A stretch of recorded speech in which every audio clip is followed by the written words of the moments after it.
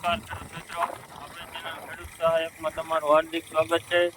અને આજે આપણે જીરામાં થ્રેશર મૂકી દીધું, જોરદાર જીરું આવે છે. એટલે આપણે હમણાં થોડીક વારથી ચાલુ કર્યું છે. હવે આપણે જોઈએ જીરાનું બધું કુકડીનું સેટિંગ અને કેટલા ઉપર ટ્રેક્ટર હાલે છે ને કેવું જીરું ચોખ્ખું આવે, નાઠા બાઠા કેવાક આવે છે કે નહીં, બધી માહિતી આપણે મેળવશું. થ્રેશર છે વિશ્વાસ કંપનીનું ઊંઝાવાળા, જૂનું ને જાણીતું વિશ્વાસ ઉપર આપણે વિશ્વાસ મૂકવો છે.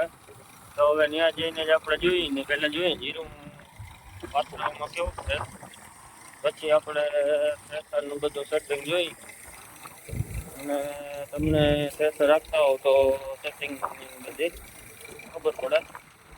બાકી આ પાથરામાં નવું જીરું છે, જીરું તો બહુ સારું છે. દવાના રાઉન્ડના ની તો આપણે આગળ બધા વિડીયો મૂક્યા જ છે, તો તમે જોઈએ જશે. કદાચ હું એ બાજુ જાઉં હોઉં તો મારો અવાજ ના આવે તો કઈ ન સંભાય. હવે આપણે જોઈએ ટ્રેક્ટર કેટલા ઉપર હાલે છે.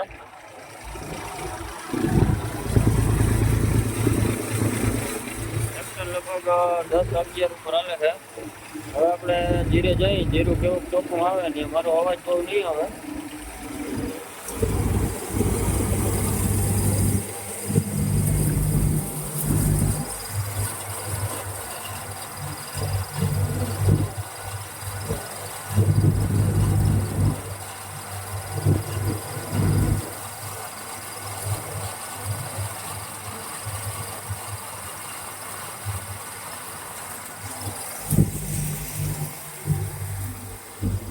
હવે તમે જોયું જીરું કેવું ચોખ્ખું મસ્ત એકદમ આવે છે.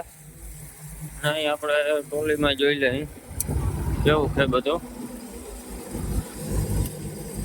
તો આવું એકદમ ચોખ્ખું જીરું આવે છે.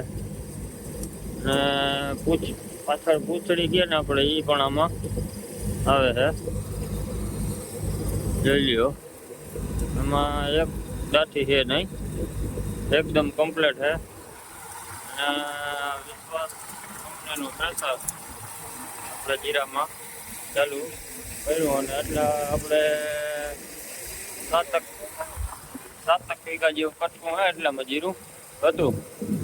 તો હવે આપણે ગમે ત્યાં નેક્સ્ટ વિડીયો બનાવશું, એમાં આપણે કહેશું કે 7 વીઘાના જીરાનો ઉતારો કેવો આવ્યો અને એમાં દવાના ના કયા રાઉન્ડ મારે લાતા એ બધું જોવું. બાકી આમાં હું તમને પટ્ટાનું ને બધું સેટિંગ કહી દઉં તો આપણે મેન પટ્ટા જે 3 આવે છે આગલા, એ આપણે ઉપલા નંબર ઉપર પહેલા નંબર ઉપર રાખેલ છે. અને હવાનો પટ્ટો હોય એ આપણે પાછળ જે હવાનો પટ્ટો આવે એ બીજા નંબર ઉપર ચડાવેલ છે. એટલે ટૂંકમાં આપણા દાણા અને આપણે અહીંથી જે દાંઠા ઉપાડવાની હવા છે એ આપણે ફૂલ બંધ કરી દીધી, જેને લઈને દાણા ઉપાડીને પાછળ ભૂંગળામાંથી બહાર ન કાઢી દઈએ.